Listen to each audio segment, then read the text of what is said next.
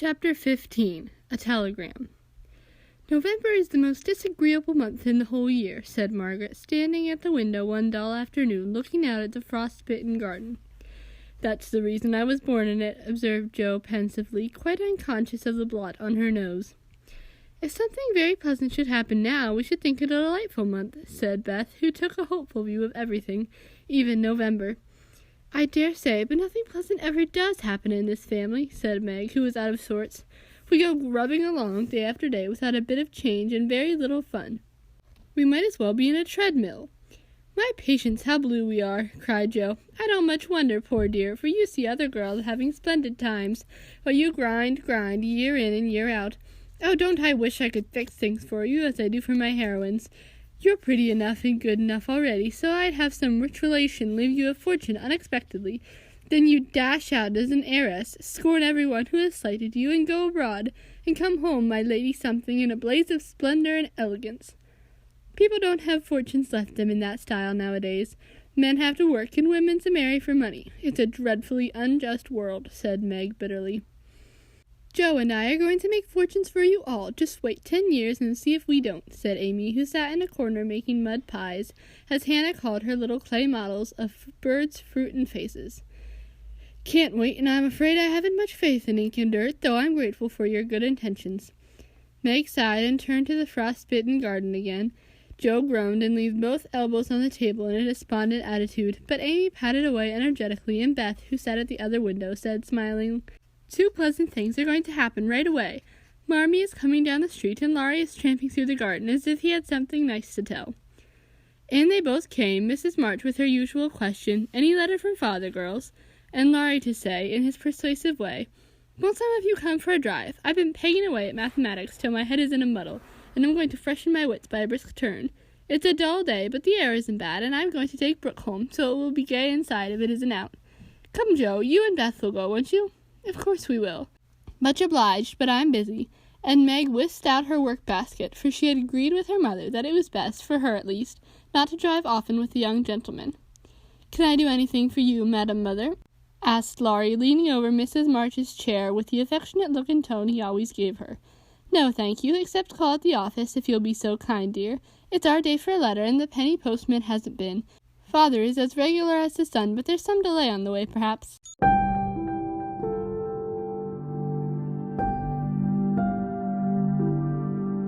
A sharp ring interrupted her, and a minute after Hannah came in with the letter. "It's one of them horrid telegraph things, Mum," she said, handling it as if she were afraid it would explode and do some damage. At the word telegraph, Mrs. March snatched it, read the 2 lines it contained, and dropped back into her chair as white as if the little paper had sent a bullet to her heart. Laurie dashed downstairs for water, while Meg and Hannah supported her, and Jo read aloud, in a frightened voice, "Mrs. March, your husband is very ill. Come at once. S. Hale, Blank Hospital, Washington." How still the room was as they listened breathlessly. How strangely the day darkened outside, and how suddenly the whole world seemed to change as the girls gathered about their mother, feeling as if all the happiness and support of their lives was about to be taken from them. Mrs. March was herself again directly, read the message over, and stretched out her arms to her daughters, saying in a tone they never forgot, "I shall go at once, but it may be too late. Oh, children, children, help me to bear it." For a few minutes there was nothing but the sound of sobbing in the room, mingled with broken words of comfort, tender assurances of help, and hopeful whispers, that died away in tears. Poor Hannah was the first to recover, and with unconscious wisdom she set all the rest a good example, for, with her, work was a panacea for most afflictions. "The Lord help the dear man. I won't waste no time a-crying, but get your things ready right away, Mum," she said heartily as she wiped her face on her apron, gave her mistress a warm shake of the hand with her own hard one, and went away to work like 3 women in one. "She's right, there's no time for tears now. Be calm, girls, and let me think." They tried to be calm, poor things, as their mother sat up looking pale but steady, and put away her grief to think and plan for them. "Where's Laurie?" she asked presently, when she had collected her thoughts and decided on the first duties to be done. "Here, ma'am. Oh, let me do something," cried the boy, hurrying from the next room, whither he had withdrawn, seeing that their first sorrow was too sacred for even his friendly eyes to see. "Send a telegram saying I will come at once. The next train goes early in the morning. I can take that. What else? The horses are ready. I can go anywhere. Do anything," he said, looking ready to fly to the ends of the earth. "Leave a note at Aunt March's. Jo, give me that pen and paper." Tearing off the blank side of one of her newly copied pages, Jo drew the table before her mother, well knowing that money for the long, sad journey must be borrowed, and feeling as if she could do anything to add a little to the sum for her father. "Now go, dear, but don't kill yourself driving at a desperate pace. There is no need of that."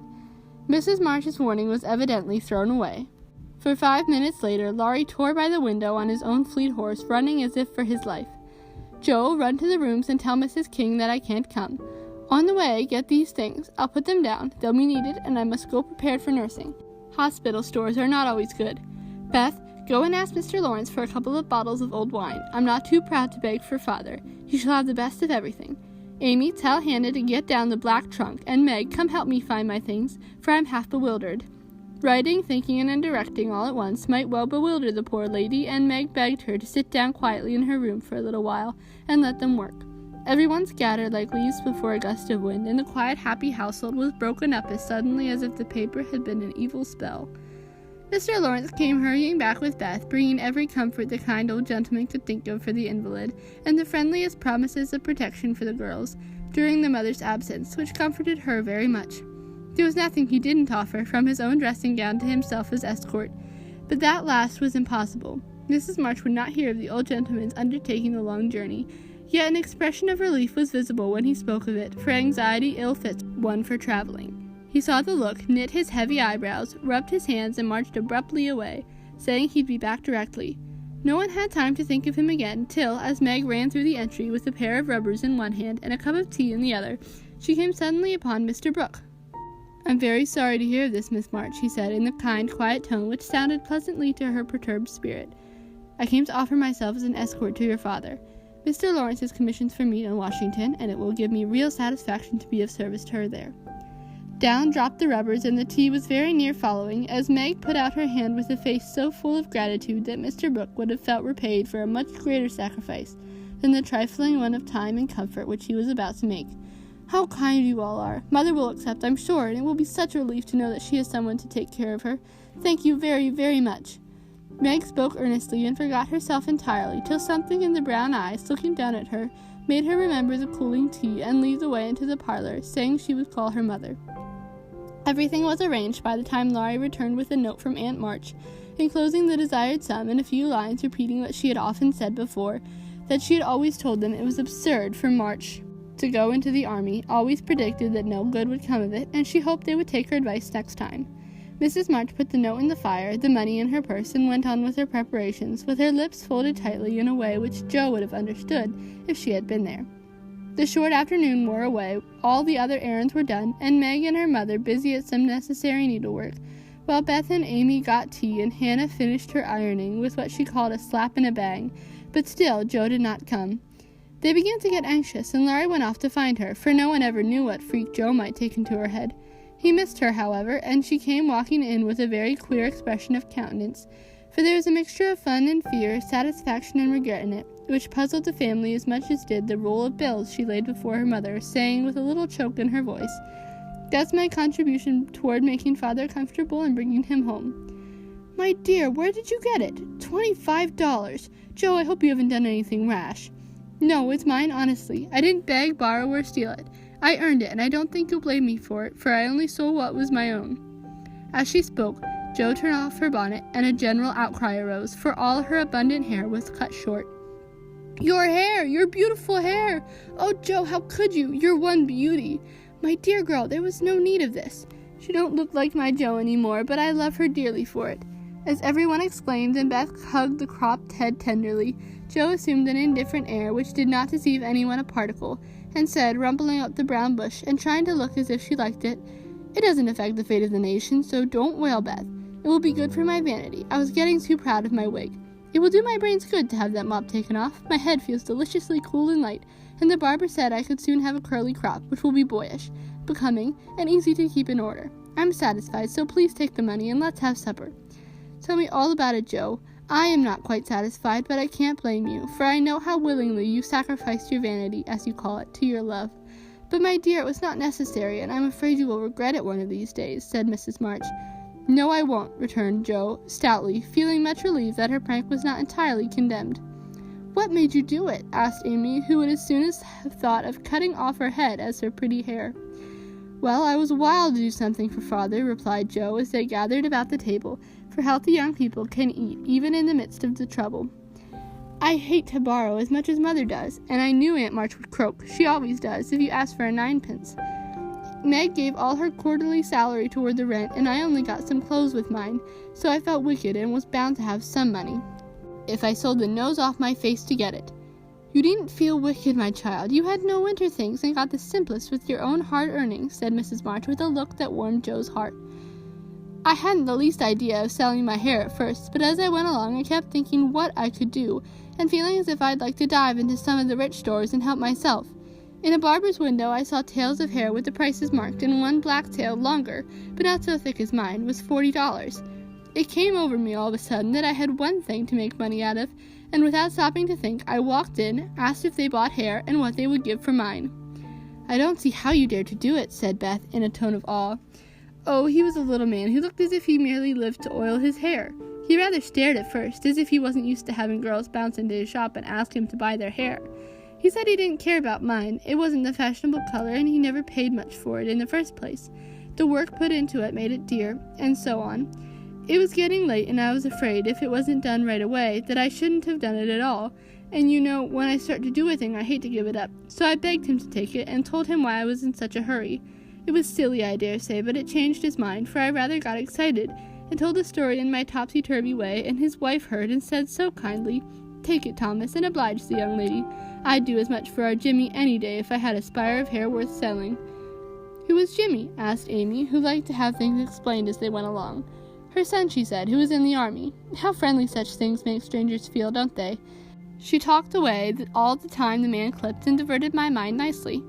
"Didn't you feel dreadfully when the first cut came?" asked Meg with a shiver. "I took a last look at my hair while the man got his things, and that was the end of it. I never snivel over trifles like that. I will confess, though, I felt queer when I saw the dear old hair laid out on the table, and felt only the short, rough ends on my head. It almost seemed as if I'd got an arm or a leg off. The woman saw me look at it, and picked out a long lock for me to keep.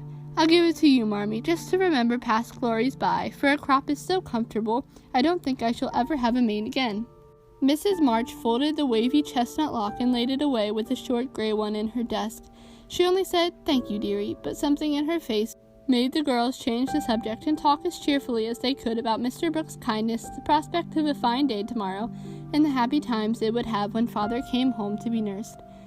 No one wanted to go to bed when, at 10 o'clock, Mrs. March put by the last finished job and said, "Come, girls." Beth went to the piano and played the father's favorite hymn.